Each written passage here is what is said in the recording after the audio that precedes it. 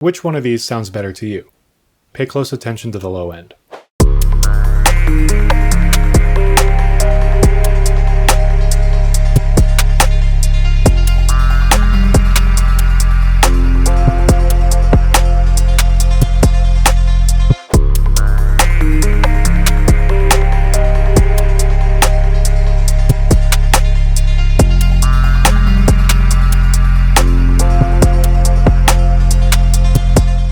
Can you tell the difference? Go back and listen a few more times.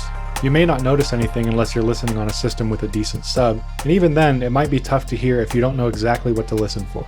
So let's take a listen again, but this time I've used an EQ to emphasize the uppermost harmonics of the sub. You should be able to hear it a little more clearly now.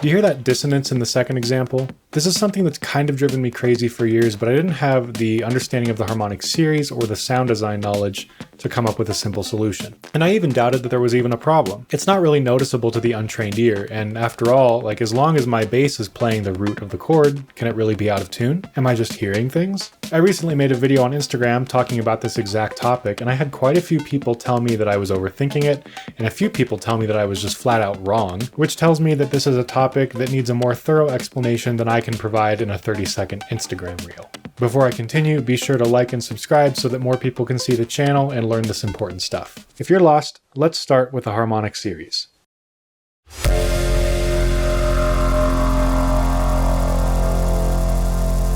This is a series of frequency ratios that occurs naturally in every sound, and this is what it sounds like. You get the harmonic series by taking the fundamental frequency of a sound and multiplying it by 2, and then 3, then 4, and so on, all the way to infinity. What we perceive as the timbre or quality or tone of a sound is the result of its harmonic fingerprint. That is, the amplitude of each sine wave at each harmonic frequency above the fundamental.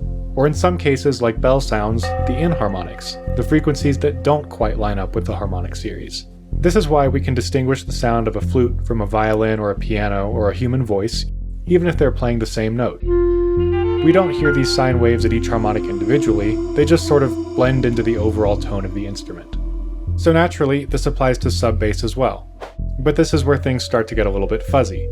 Because humans perceive pitch logarithmically, when we get down into the bass and sub-bass range, the perceived distance between these harmonics gets much larger, and that line between harmonics contributing to timbre versus becoming discrete audible pitches starts to blur. In this low range, we can actually start to perceive these harmonics as phantom notes that can clash with the chords being played in the mids and the highs of the spectrum. But I like the way my subs sound when they have that fat waveform due to those upper harmonics, so is there anything that we can do about this? Isn't it technically in tune as long as the fundamental frequency is in the right place? Well, to be honest, the idea of what's in tune versus out of tune is kind of beyond the scope of this video, and we risk opening a whole can of worms about equal temperament, just intonation, and the fact that our Western 12-note scale is inherently flawed, but that's a video for another day. What is within the scope of this video is the first 5 harmonics and their corresponding musical intervals in relation to the root of the scale. From the fundamental frequency to the 5th harmonic, we have the root, the octave, then a perfect 5th, then another octave, then the major 3rd. That 5th harmonic, the major 3rd, is where the problem lies. All the other harmonics before it fit nicely into either a major or minor chord. But the 5th does not. It only fits into a major chord.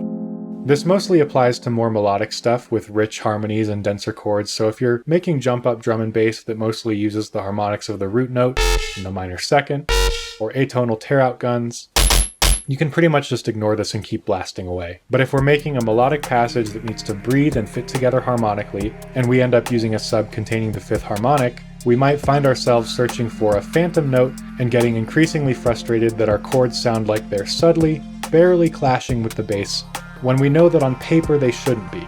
So what can we do to fix this? Here's the solution I came up with. In the Vital Wavetable editor, we have the ability to adjust the amplitude and phase of any harmonics that we want to be present in the sound. So what I did was make the fattest waveform I could using just the first 5 harmonics, and then I made the fattest waveform I could using just the first 4 harmonics. Then I placed these at opposite ends of a wavetable and made some phase adjustments so that the wavetable starts at a 0 crossing no matter which position of the wavetable is selected. Now, by automating the wavetable position, we can use the 5 harmonic sub for any chord that has a major third present, and we can use the 4 harmonic sub for any chord that has a minor third present. This is how I was able to eliminate the subtle but noticeable dissonance from the minor chords in the example at the beginning of this video. If you make music that depends on having pretty tight control over when, where, and how dissonance is distributed and resolved within your track, having control over the presence of that 5th harmonic in your low end will make a pretty big difference and might save you from pulling your hair out trying to figure out where that phantom major third is coming from. If you're still confused, or if you think that I'm confused and I don't know what I'm talking about, that's okay. You can probably just continue on with your music making journey, ignore this video, and not suffer for it. But if you're watching this video and saying to yourself, finally, somebody hears this, you're not crazy. I recommend playing with the Vital Wavetable editor because it lets you pretty much dial in exactly the sub that you want, and it's a good learning exercise to study how changing the amplitude and the phase of each harmonic affects the waveform in the end. If you're interested in downloading this Vital Wavetable as well as the project file for the example that I used earlier in this video, they'll be going up on Patreon as soon as this video goes live. Your support helps me continue sharing useful information that I think should be free for everybody to access. That's all I've got for today. Go make some music.